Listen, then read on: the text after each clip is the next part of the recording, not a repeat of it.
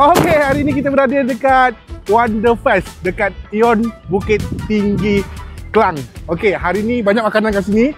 Saya nak menjelajah makanan apa yang sedap kat sini. Jom.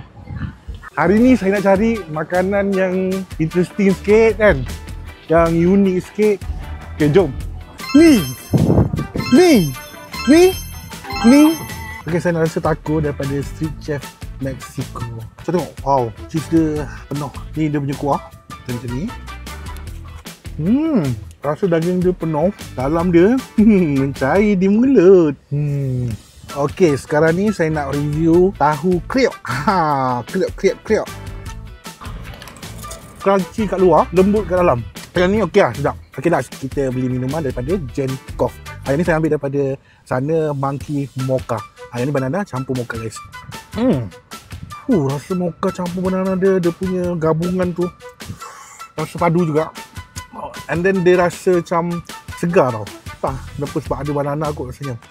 Kalau korang nak datang kan, korang datang dekat Wonderfest Festival dekat Ion Bukit Tinggi, korang datang dengan kawan-kawan korang, boleh duduk kat sini. Jenkov, banyak kursi kat situ. Boleh rasa macam-macam dia punya kopi.